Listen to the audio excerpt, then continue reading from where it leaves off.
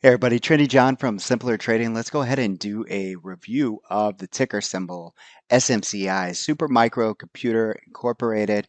So I'm sure this is going to be on a lot of people's minds. And if you were fortunate enough to be in this trade since early on, back towards November, December timeframe, this thing has really broken out. And you're probably asking yourself the question, can this continue to move to the upside? Well, there was some news out saying that, hey, maybe about a month ago or so that they had already did their preliminary earnings, but I checked with Thinkorswim and I found out that they were still going to be reporting today. So soon as we go from a daily chart and into the 4-hour chart, you're going to see that they spiked up towards 550 and now they are bidding and asking between 528 and 529. So this is what I want to tell you. Just cancel out all the noise and let's just look at the levels and talk about the chart for a few minutes. So this overall is a daily chart that I'm looking at here, and you can see that it was flagging. And then as we come over here into the weekly chart, you can see that I would imagine most traders would say this was pretty extended. However, you have to look at the time frame that it actually sat here and went sideways. And when we look at this candle here, which came in around August of 2023, we moved sideways all the way until we broke above this high, which came in January of this year. So I would have to say that this was some well time that they spent here creating a much bigger base. And what I'm focused on is wondering, what does this look like from a monthly perspective? So let's go in here and look at a monthly and a quarterly. So we're going to come here and you guys can see that we created that nice little base here. And again, this is a quarter. And then we'll come down into the monthly and just kind of get a good look at what this looks like. And I love to use the indicators to kind of help you understand the trend, especially when it comes to the cloud. So the trendy cloud here, you can see since really the beginning of time almost, or the inception, ever since that it's been above the cloud, it's been a buy every single time it's come back to this cloud. And you can see it was no different when we came back here in November of 2023. And you can see that again in December. And then finally, even in January, it gave you the opportunity to buy at the cloud. And now we get this huge breakout. And you have to look at this and say to yourself, okay, what is tomorrow's plan?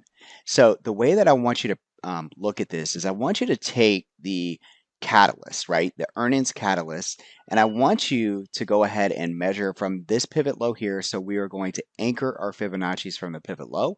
We're going to come up to the pivot high, and I am going to apply what I call trendy Fibonacci. So the trendy Fibonacci basically means this. This trend is measured from here to here. And if we were to break the 618, that trend is broken. So again, I'm using the pivot high and the pivot low here. And as you can see, we're basically just chopping around the 38.2 and 50. Now, the trendy Fibonacci also says if we can bid and stay above the 38.2, so we'll be looking for that tomorrow. If we can stay above that 529 level, and especially if we get over 537, I do believe that we have a high probability that we'll come up here and test this post-market high of 549. Okay. Now, if we wake up tomorrow morning and we're underneath the 618, I would say caution on the buy as I would be looking for price to drift back down towards the 500 level and possibly even go red. So this is the idea is I want to just be at ease between 38.2. So if we don't get over that, and I don't want to do anything if we break down below the 618. So tomorrow, if we wake up somewhere around here, I want to be looking to go long if we can stay above the 515.85 with a stop below that at your risk tolerance. So again, it's going to be volatile when we open up, but we do want to see 515.85 hold. This would be my trigger long, if you will.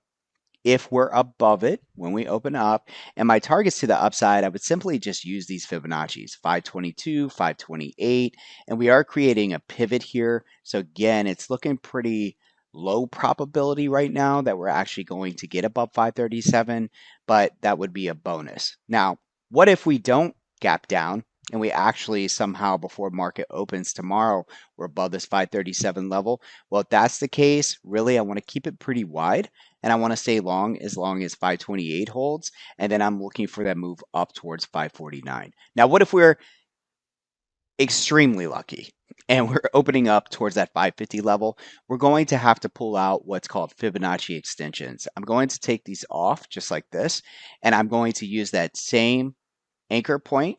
I'm going to click here and then come up to the pivot high. I'm going to double click, and this is going to give us some of these measurements here. We could be looking for prices as high as 562, and I'm going to use the 50% at 576. So again, expected range for me, let's go ahead and do this over, is going to be here. If we could break above that 23.6 that we talked about, okay? And if for some reason we pull back into the 618, which was 516, this is where I'm looking to go long. If we open up under 516, again, higher probability we come all the way back to this line in the sand around 502. This is my video on SMCI. I hope it helps you. And if you have any questions, guys, feel free to tag me in the main chat and I'll be happy to get back with you. Have a great day and we'll see you on Thursday. Without simpler trading, I could not have financial independence. This is one of the best investments I ever made in my life. It's helping me find consistency. It's one of the things that won me